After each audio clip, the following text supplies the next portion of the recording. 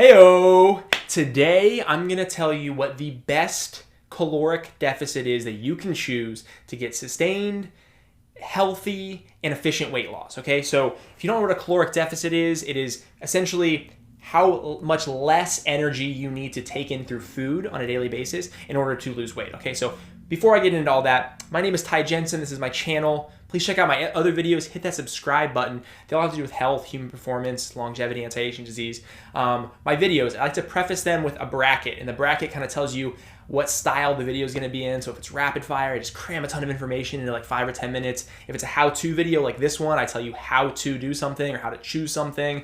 And if it's a thoughts video, then it's kind of my thoughts on a topic that might not yet be fully established. So it's just kind of, some fun stuff to talk about. So caloric deficit, I'm trying to keep this as simple as possible. I do respond to questions. So if you want me to take this a step further or explain some of the science or answer specific questions, comment below. I will give you a couple links that are very useful in the description to this. One of them will be to a calculator to calculate basically your metabolic rate. So this is very important because this is like the first step you need to take in weight loss, right? You need to calculate your metabolic rate. You can then take that number and you can subtract from it, and that will give you your caloric deficit. So your metabolic rate is how much energy you burn, I burn, everyone burns on a daily basis. Now, what influences metabolic rate? Things like how big you are, how much muscle mass you have, what foods you eat, how much you exercise, whether you're male or female, your health status, etc., etc., etc. Okay? So your metabolic rate is how much energy you use on a daily basis.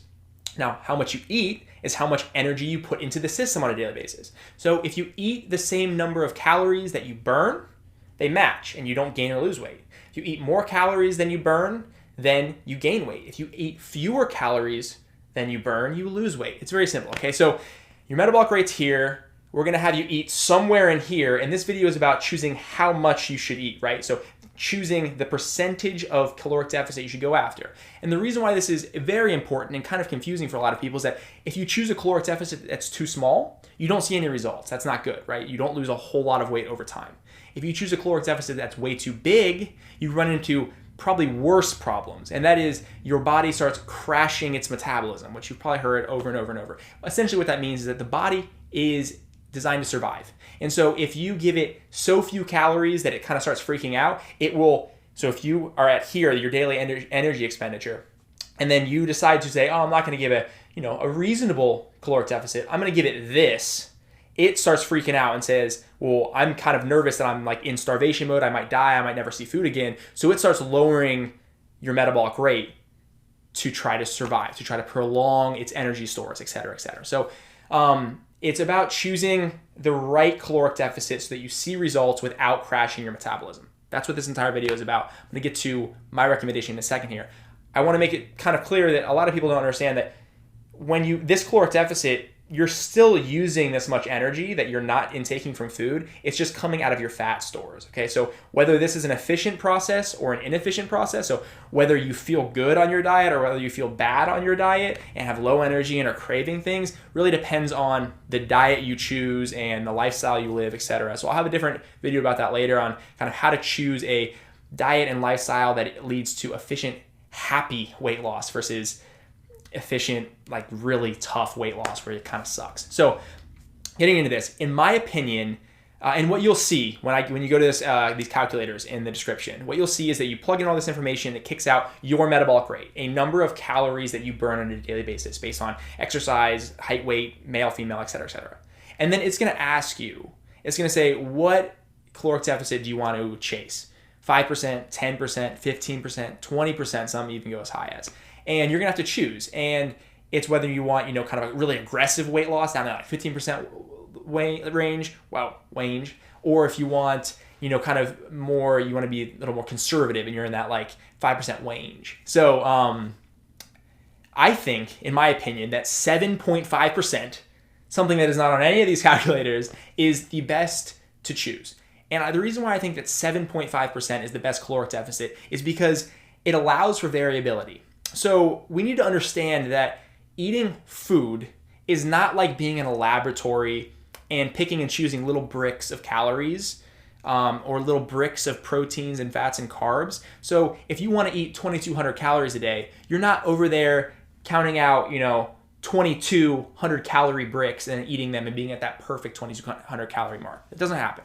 And if you're counting macros, you're not over there saying, oh, I need 75 grams of protein a day and counting out 75 little bricks of 1 gram of protein and, 100 bricks of fat. It doesn't work like that. So we're eating whole foods, and there's always a discrepancy in what our food tracker, whether it be macros or calories, is going to tell us based on what's actually in it. There's always a discrepancy on even packaged foods, how much is actually in there versus how many grams of protein you're actually getting versus what they're saying, or how many calories you're actually getting versus what they're posting. So there's always a variability in that. So I like 7.5% because it allows for that. So here's why. At 7.5%, if you eat a little less than you think you did that day, you're still at 5% caloric deficit. You're still in that zone to achieve weight loss, right? And if you eat a little more than you, pretty sure I just messed that up. Yeah, totally just swap that. If you eat a little less than you think you did that day, then you're at, add 2.5%. Wow. You're add 2.5% to the 7.5%, and you're at 10% caloric deficit. That's still kind of a safe zone. You're not going to wreck your metabolism at a 10% caloric deficit. And if you eat a little bit more than you think you did that day, you're still at a 5% caloric deficit. You're still going to see some weight loss. So it's about kind of like, it's a zone. 7.5% shooting for that puts you in the range of 10% caloric deficit to 5% caloric deficit. And if you can stay in there, you're going to be kind of bouncing back and forth a little bit. You're rarely going to be hitting exactly 7.5%, but that still keeps you in a safe range for healthy, efficient, and sustained weight loss. That's why I like 7.5%. And again, that's not going to be an option on many of these calculators. You're probably going to have to do the math on your own, but the math is very easy. You essentially take your starting metabolic rate. Let's just say it's 2,000 calories. You said, okay, what's 7.5% of 2,000 calories? Well, it's 150 calories.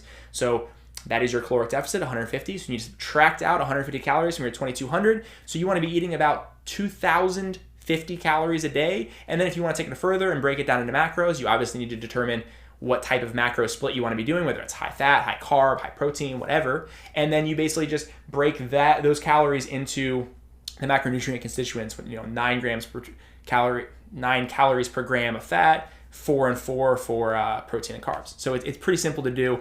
At the end of the day, total summary, 7.5% caloric deficit is a safe, easy way because it allows for variability, and you're not going to get to either of the extremes, right? If you start at 15, then you start adding variability, and next thing you know, you're north of 20, and now you're messing with your metabolism. You start at 5 and you counteract variability. Who knows? You might not even be at a caloric deficit half the time. So 7.5 is a good place to start. Questions, ask, subscribe button, check out my other videos. Have a great day, everybody.